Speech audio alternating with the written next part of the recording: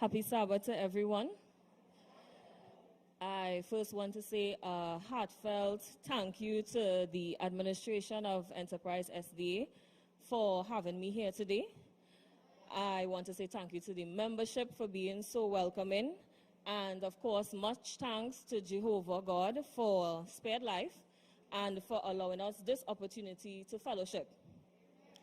As you were told earlier, I am Dr. Dania Harry Nero, and I reside in the scenic village of Kumana in Togo. In my opinion, that's the best place in Trinidad. I also attend the Wampanoagus Seventh-day Adventist Church, and I am throwing out a welcome to you anytime, especially on the 14th of next month. I, however, feel at home here because we are all children of God, and I was also told that I have family here. That's Brother Titus Nero and his family. I was told that they are my cousins.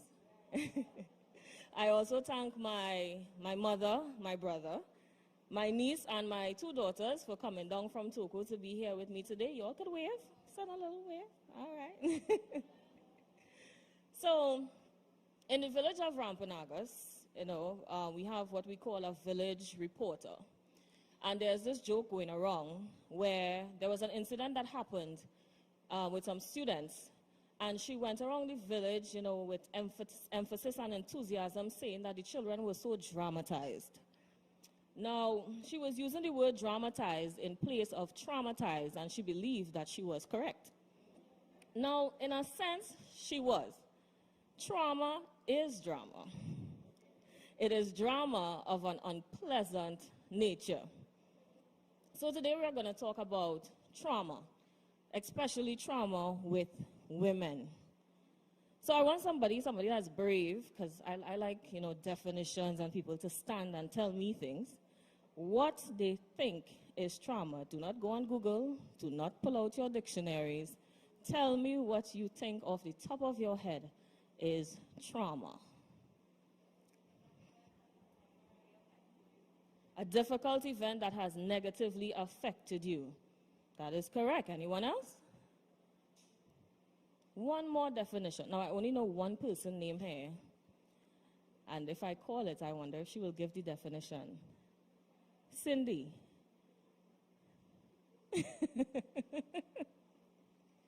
Could you tell me what you think trauma is?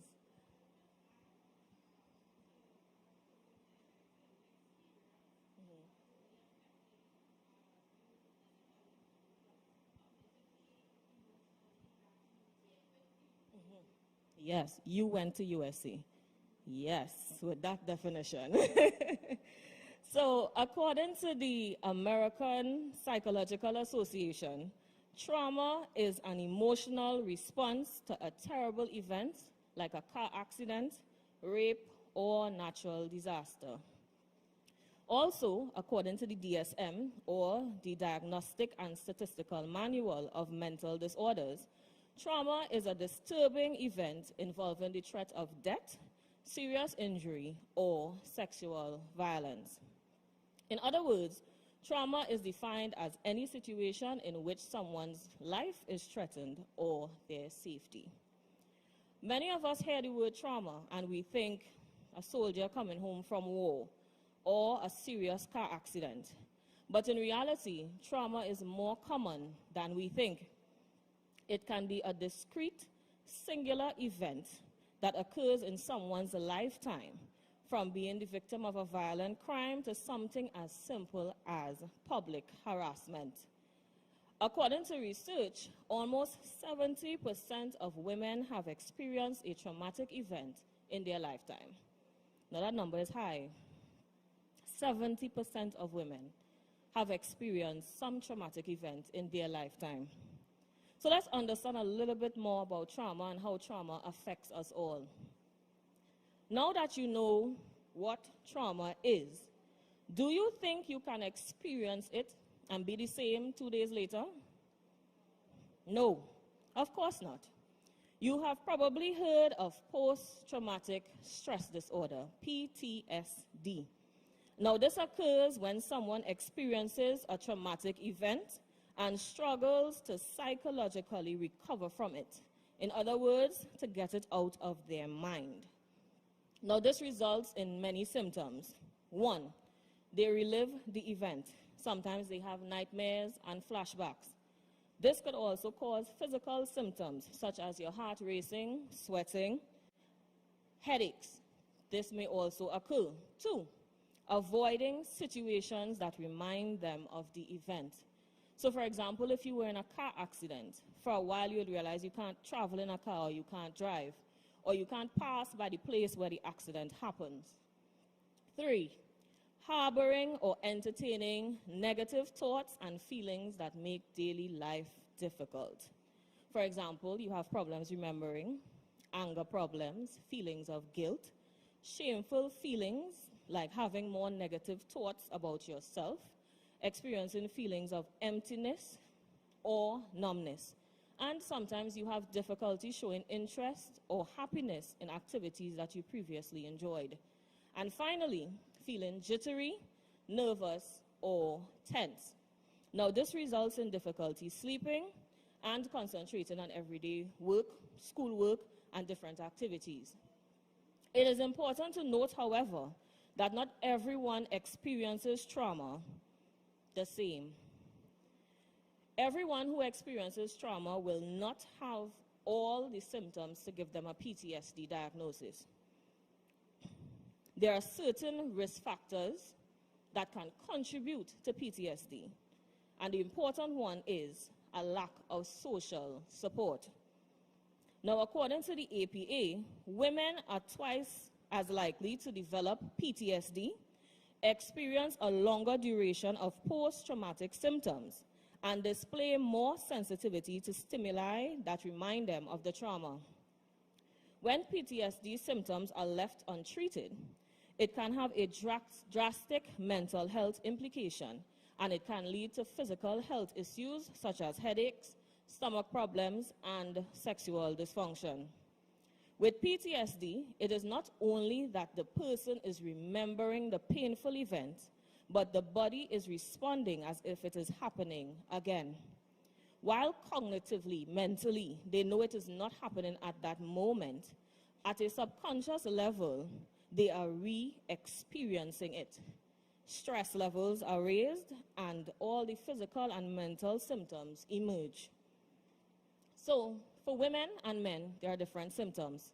So, PTSD symptoms in women is different from men. There are some that are similar, but there are some that are specific just for women. So, unfortunately, PTSD in women is often underdiagnosed or misdiagnosed. And women who are victims of trauma that leads to PTSD often hesitate or are unaware that they should seek help from a mental health professional.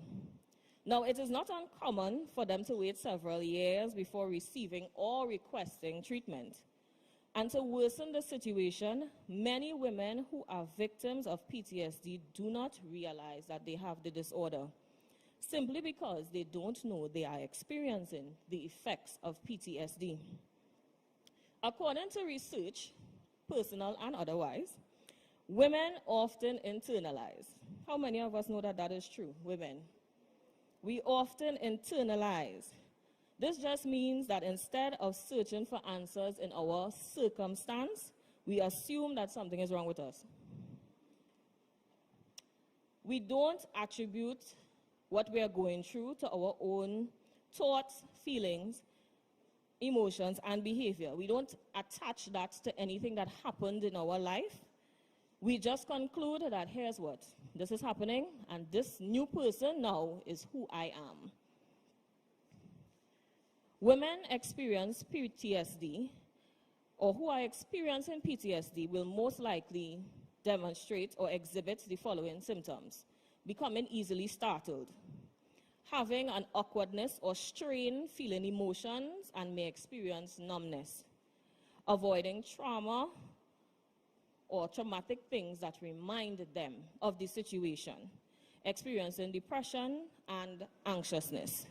Now, like I said before, there's a difference in PTSD symptoms for men and women. So women can sometimes experience PTSD in different ways than men. One major difference with PTSD is women are most likely to feel depressed and anxious. They also have trouble with their feelings and dealing with their emotions.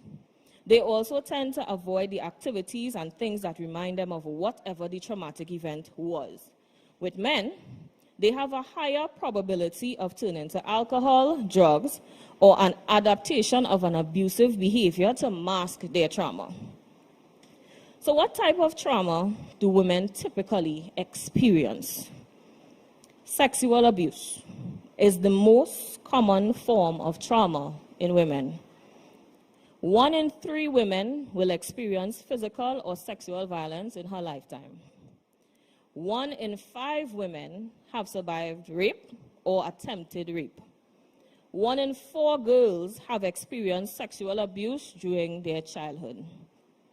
A national survey was done and found that 68% of women have been reported being harassed in public by strangers. And this includes catcalling, offensive or sexual comments, inappropriate verbal gestures, which includes whistling, gawking, indecent exposure, and/or stalking. Such behaviors can lead women to feel unsafe in a public space. Other forms of traumatic experiences that can affect women, particularly those that are life-threatening, dangerous, or violent, are. So we said war, sexual or physical assault, learning about a violent or accidental death or injury of a loved one, child or sexual abuse, serious accidents such as car wrecks, execution, or work mishaps, childbirth, natural disasters like fires, tornadoes, hurricanes, floods, or earthquakes. We have something called vicarious trauma, and that's witnessing a horrible or violent event. You don't have to experience it, but somebody experienced it, and you have the trauma from that experience. I'm sure we all know what that is. If somebody's ever telling you a story about something that happened and you felt it, you say, oh, I feel that, or you're watching a video of something happening and you wince because you felt the pain that the person is feeling. That's called vicarious trauma. Now, why does all of this matter? For women, I want you to remember you are not alone, and your experience matters. Everyday gender discrimination, sexism, and misogyny can have damaging effects on women's mental and physical well-being. It can be traumatic to exist in this world as we are. Sexism and other forms of discrimination and abuse can be quite literal, deadly. The language we use to discuss these should accurately reflect how grave this situation is. We need to be more proactive and deliberate on educating women about the causes, symptoms, and treatment for trauma. When people are educated about how trauma causes PTSD and how it can affect women, they have a better understanding of the fact that the disorder is not only a real medical problem, but it's highly treatable. Unfortunately, for me personally, as a counselor, there's a stigma against mental health disorders. There's a stigma against coming to seek counseling. And there's also a greater stigma for women reporting PTSD symptoms, especially after an assault. They are often further traumatized by being questioned or challenged about the reality of the situation or the event that happened and how they are reacting to it. Most times when women react to certain things, you hear a lot of people say, she's just overreacting, she's dramatic. It's not that serious. It is to her. So thank God for science, and it has provided some common PTSD therapies. So we have CPT, cognitive processing therapy. This is a type of talk therapy that is developed specifically to treat PTSD. It helps you to pay attention to and change your upsetting or undesirable thoughts. We have PET, prolonged exposure therapy. This is also another form of talk therapy. Now, the therapist will help you talk about and slowly remember the traumatic event repeatedly over time. Subsequently, the therapist will guide you through difficult feelings and memories associated with the traumatic event. And by confronting the trauma, you may become less sensitive to memories related to its situation. We have EMDR, eye movement desensitization and reprocessing therapy. This is a third type of PTSD therapy.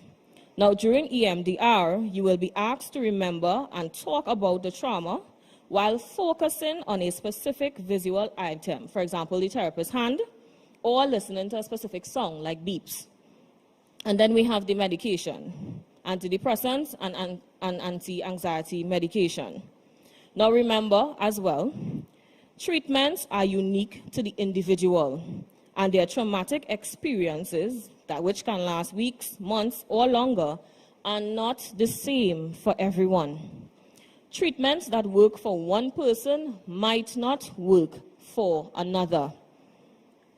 Sometimes as women, we may feel the need to be perfect. How many women feel like that? How many of us feel that we're not supposed to do anything wrong? We're not supposed to make any mistakes. We feel the need to be perfect. So admitting something that we feel is a weakness is the last thing we want to do. Men and children see women as capable of doing it all and constantly send the message that they need to do it all and do it all very well. This, of course, is impossible. This does not change the fact that women still feel that way and they have to live with that kind of pressure. It's time we, as women, stop striving for perfection, start acknowledging our imperfections, begin admitting to, addressing, and fixing our traumas. Talking things over is a rewarding experience, and it is biblically recommended. So briefly consider Isaiah 1:18. Come, let us reason together. Proverbs 15:22. Plans fail without advice, but with many counselors they are confirmed. Proverbs 20:5. The purpose in a man's heart is like deep water, but a man of understanding will draw it out. Start searching your life for the evidence of trauma and be convicted that it's time to talk it over. From pauper to princess is a common occurrence that entered our world at sin's awful entrance. Don't be ashamed. You are surely not alone. Daily, the sordid stories unfold. It takes only decisive effort and bravery to end your crippling life of emotional slavery. Thank you, and God bless.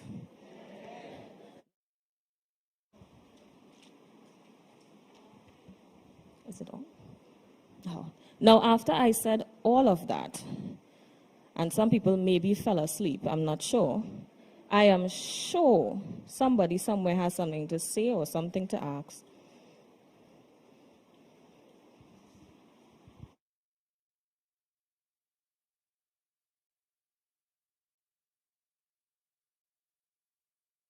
Nobody?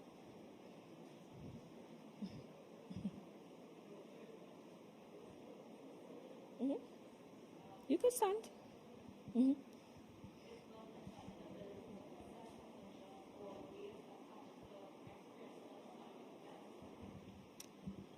The question was, is numbness or the inability to, or detachment from emotions always a result of a traumatic event? The answer is yes. It doesn't matter how simple something might seem, but something would have happened for you to detach yourself from your emotions. And this is why sometimes we have to sit down and we have to reflect at what went on in our lives so we can understand why we are the way we are now. So if you are feeling numb, you can't express your emotions properly, or you feel you can't understand or empathize with people, especially when they're going through something is wrong somewhere. Something had happened somewhere for you to turn that switch off.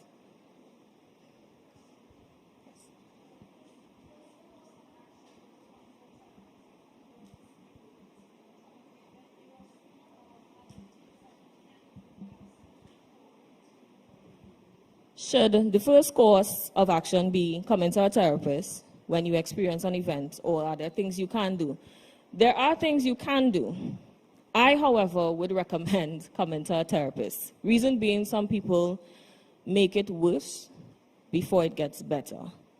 And the only thing that I would say you can do is acknowledging that you have a traumatic event going on and that it has affected you. Once you have acknowledged that, then you can come talk about it. And from there, you will get guidance as to how to go about, because for every situation, and depending on the person, and depending on how deep it affected the person, the treatment will be different.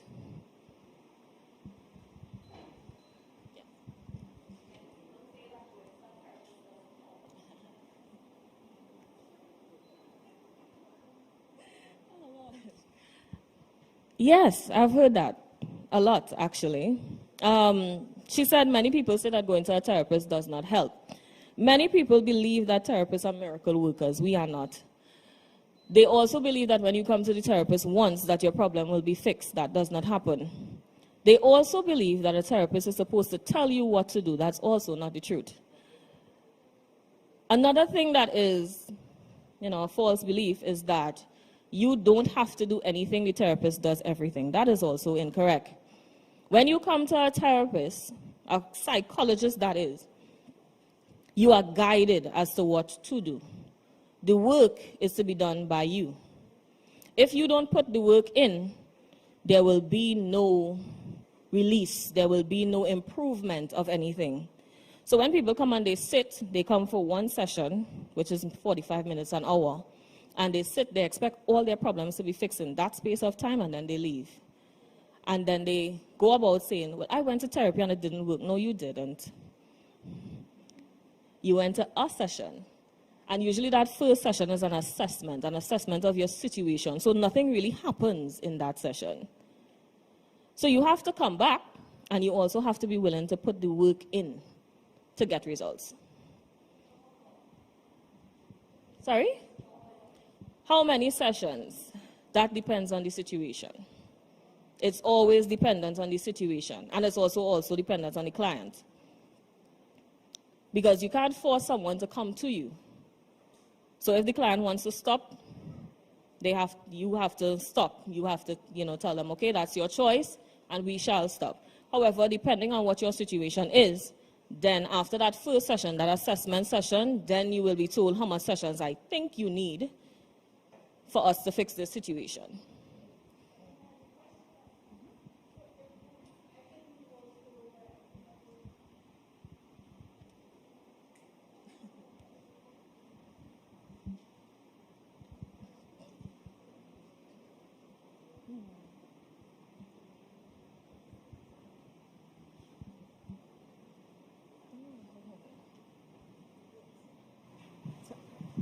So I came from the old school where, we were taught that, you heard it said all the time that Jesus, if you pray about it, then it has to get better. And if it doesn't get better, if you pray about it, then something is wrong with you and your relationship with Christ. And you find that has filtered down through the generations. Even now you hear younger women will be saying, well, I can just pray about it. When should you make an assessment and say, hey, I need to go to a therapist, because I believe that, God has provided everyone to help us, okay? And he has provided a therapist. But how are you able now, what can you say to women that believe that we should just pray about it and it's going to be okay? And how can you encourage them to take a moment and say, hey, it's good for me, for me to go into therapy and get healing? They say you mustn't answer a question with a question, but I'll answer this question with a question. When you break your arm, where do you go? To a doctor. When something is wrong with your car, where do you go? So when something is wrong with your mental health, where do you go? To Jesus. Then why, when your arm is broken, you don't take that to Jesus? Why, when something is wrong with your car, you don't take that to Jesus? Somebody said we do. But you do the two. That's right. You do both. So you take the car to Jesus, Lord, this noise. I need you to take me home, hold it until the end of the week, that's when I get pay, and then we'll go to the mechanic. Isn't that what we do? But then we take it to the mechanic because the mechanic knows what he's doing. The mechanic trained in what he's doing. Same thing with a doctor. When you break your arm, the first thing you say is, oh God. Then you say, ouch. Then you pray, heal my arm. Then you get up and you go to the doctor. Because the doctor has to set it, put a cast on it for it to heal. It's the same thing with mental health and counseling. Each of us have our own struggles. And yes, we can take it to God in prayer. But just as he placed a medical doctor, a mechanic, anybody to assist with the things of this earth, that's what counselors and therapists are for.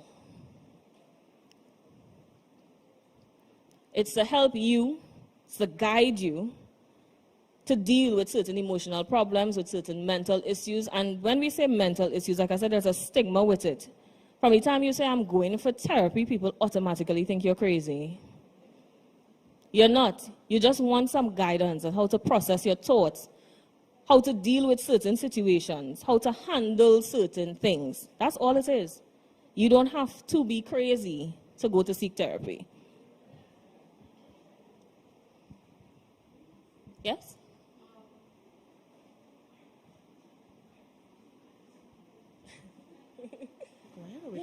All right, so while she comes, two things. I'm glad that Sister Verena would have asked that because that's the point I was coming to make. I just want to remind us that in the Ministry of Healing, Sister White did say that God would have placed these people there for a reason, the physicians and what have you. And she also said that what I need us to be mindful of is that we need to be mindful of who we go for counseling because there are Christian counselors, there are non-Christian counselors. She would have spoken about some therapies and non-Christian counselors use different therapies. That's number one. Number two, you said that social support, women who has social support, I'm paraphrasing, they tend to not suffer from stress that much. Now, what kind of stood out is that you said women are, the percentage for women suffering from PTSD is higher than men. It is. But in my mind, women are always talking. They are the ones who always have the girlfriends and these different things.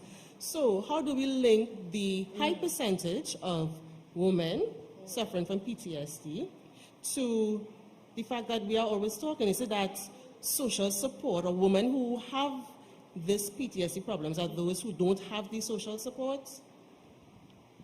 Not necessarily.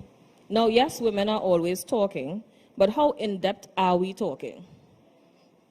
And what is the purpose of us talking? We talk a lot, that is true. And we go to our friends and we vent, but do we really take the advice that is given? Do we really listen and do what we are supposed to do in order to fix the problem, or do we just want to vent?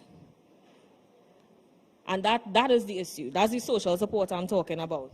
Because I will go to my friends and I will vent about a situation, but I really don't want the advice and I just want to vent. I just want to let it out. And as soon as I finish let it out, I go back home and I'm done with that. And that is how we as women, I'm saying we as women, because I do it too. That's how we operate. That's really how we operate. Like I said, we internalize everything. And then we say, you know what, this is how I am.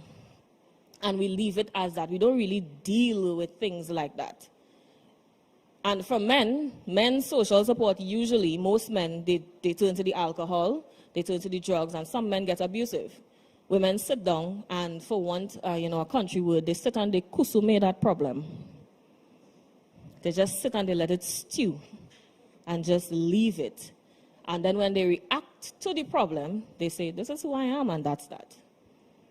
So in terms of social support, it's I'm telling you my problem, and you're helping me fix my problem. You're also, yes, you'll want people to just listen, but sometimes you need to start taking advice, weed out the ones that make sense from, the others, and use it, and see if you could use that to fix the problem. Yeah. Hi, good day. You said in the beginning that some people tend to have different experiences and may not or may know or not they have some kind of traumatic experience. What are some signs that you should go to therapy or something? Because you said that some people may have a big thing and then some people might have some kind of like simple thing. Yeah. Signs. The first sign of wanting to come to therapy is wanting help. I want to deal with this problem. Physical signs is usually what you look for. You can't sleep. You're not eating properly. For somebody that's been in a car accident, they can't travel in a car. They can't drive a car. They can't pass by a certain place without feeling frightened or they're feeling jittery. Anytime these things are happening, you don't feel safe in your own home, you need to go seek help. So I will give an example. I had the experience a month ago with a stalker. And he went as far as turning up to my job. And I didn't realize that it affected me much until I was left home alone to sleep by myself. So I went home the day after the incident, and I slept because the house was full of people. But the next day, everybody went their merry way, and I was there by myself. And as soon as I realized mentally that I was home alone, I was up until 3 in the morning. Could not sleep. My eyes burning. I'm yawning. And from the time I closed my eye, can't sleep. I messaged my sister. I said, where are you? She said, well, I by a friend. She had a friend whose mom passed away, so she was there.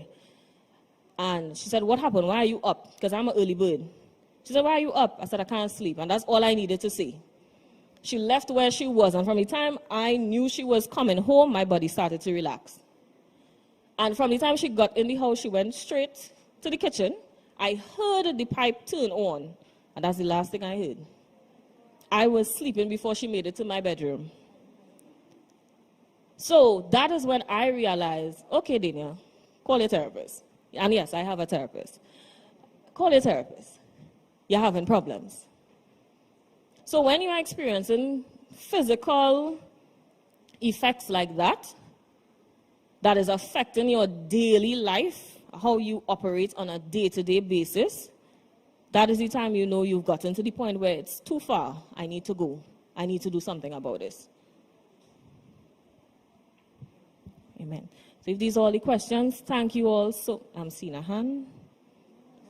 Oh, okay. If these are all the questions, thank you all so much. Thank you so much for, your questions, for having me. Any other questions, you'd have to see me after. We are out of time. Thank you so much again.